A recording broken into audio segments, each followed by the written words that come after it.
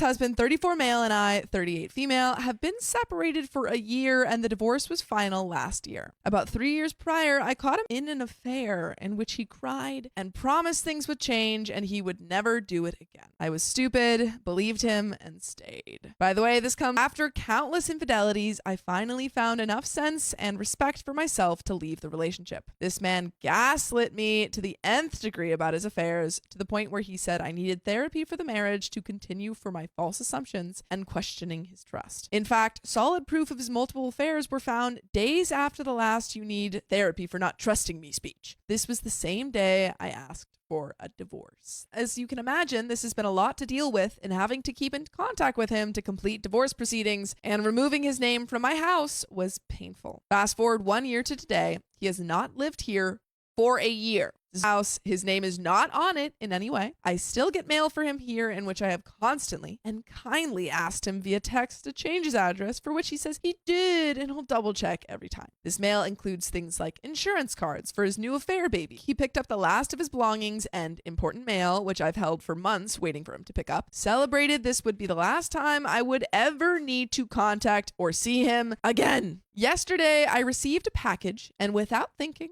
I opened it on my way into the door, thinking it was one of my many Amazon buys. LOL, well, it's a jewelry box with 2 rather cheap-looking necklaces inside, something I didn't order. You kind of got it. I double-check the shipping label, and it's my ex-husband's name. This is clearly a Valentine's present for the new girl, as the rhinestones are green, which I immediately recognized as her month's birthstone. How did you know that? He's never ordered from this company when we were together, so I would have understood if he had an existing account which had the old address, but I don't see that as the case. At this point, I feel this is almost intentional. How many times can one put the wrong address on your things? This man is very much but even I don't know if he would go that far, or if he's just that stupid. Would I be the a-hole for throwing away the whole package in the trash? I looked it up and it was under $80 and not fine jewelry by any means. Also, I really want to go no contact moving forward, so I would rather not text him if it can be avoided. I would be lying if I said I didn't still harbor resentment and hate, but I feel guilty not giving someone something they paid for. And there are some comments. Update. First, thank you all for the comments reminding me that I don't owe him anything. I don't know why I still feel guilty for doing what I want to do. I just got home from work, so as of now, the package is still in my possession. Later today, the dreaded text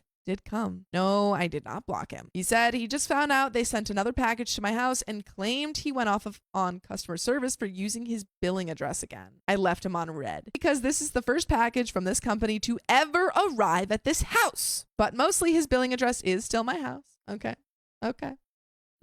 He hasn't changed it. He knows he hasn't changed it, and he feels that's a valid excuse for the mix-up. He's running away from tons of debt collectors, so now starting to put together the dots of why he's not updating his address. If it was a true mistake, part of me thought possibly he might not have the audacity to reach out to me about the gift to avoid awkwardness or shame due to the nature of the gift. I know if I was in his shoes, I would have written that off as a loss, moved on with my life, and bought a replacement to avoid the awkward and cringy conversation. I've taken the advice of many here and bought a return to sender stamp from Amazon to use on everything else I get from here on out. Until then, I hope he doesn't just show up at my house unannounced, because I'm not sure if I'm going to respond. I'm going to think about the package one more night before sending it into the abyss. Additional update for clarity on the affair baby. I'm getting a lot of questions on the timeline of the affair baby. The baby was born last year. Calculating conception date based on the due date, he knocked her up while we were still married. I didn't say conception based on birth date because the baby was born 3 months early. How did I find out? Friends on social media. How did I know the details? He told me. Info overshared in several of his excuses as to why he couldn't meet with the estate attorney back when I was removing him from the home's deed. More info than I would have ever